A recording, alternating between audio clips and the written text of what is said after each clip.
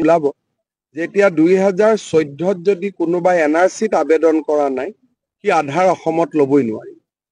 গতিকে আমি অলপ আধাৰ দিয়া প্ৰক্ৰিয়াটোকে আমি অলপ খুব টাইট কৰিব খুজিছো। অসমৰ মানুহক নহয়, কথাটো হ'ল যে অসমত বহু মানুহে ধৰক বৰপেটাত 100% মানুহ থাকিব লাগে, আধাৰ কাৰ্ড ইছ্যু হৈ গৈছে 110%। গতিকে অতিৰিক্ত 10%টো কোন? সেই বিষয়বিলাক লৈ প্ৰশ্নৰ উত্থাপন হৈছে।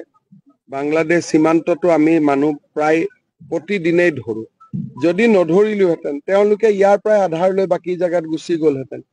সেইকাৰণে আধাৰৰ বিষয়টো অহাকালি নটিফিকেশ্যন ওলাব যেতিয়া 2014 যদি কোনোবাই এনআৰচিত আবেদন কৰা নাই কি আধাৰ অসমত ল'বই নোৱাৰি। গতিকে আমি অলপ আধাৰ দিয়া প্ৰক্ৰিয়াটোকে আমি অলপ খুব টাইট কৰিব খুজিছো। আধাৰ সলনি কৰি দিয়া হ'ব নিশ্চয়।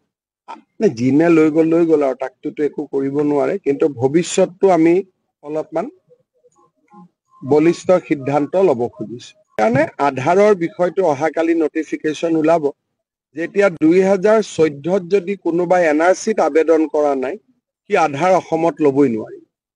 গতিকে আমি অলপ আধাৰ দিয়া প্ৰক্ৰিয়াটোকে আমি অলপ খুব টাইট কৰিব খুজিছো। অসমৰ মানুহক নহয়, কথাটো হ'ল যে অসমত বহু মানুহে ধৰক বৰপেটাত 100% মানুহ থাকিব লাগে, আধাৰ কাৰ্ড ইছ্যু হৈ গৈছে 110%। গতিকে অতিৰিক্ত 10%টো কোন? সেই বিষয়বিলাক লৈ প্ৰশ্নৰ উত্থাপন হৈছে। বাংলাদেশ সীমান্ততো আমি মানুহ প্ৰায় প্ৰতিদিনেই ধৰো, যদি নধৰিলোহেঁতেন তেওঁলোকে ইয়াৰ